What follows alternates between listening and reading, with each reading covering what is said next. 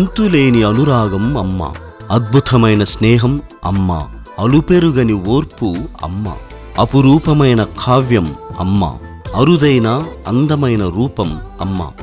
నవమాసాలు మోసి నన్ను గురుత్వానికి అంకితం చేసింది నా తల్లి. గురు తర్ఫీదులో, గురుత్వములో నాతో కలకాలం నిలుస్తోంది మరియ తల్లి.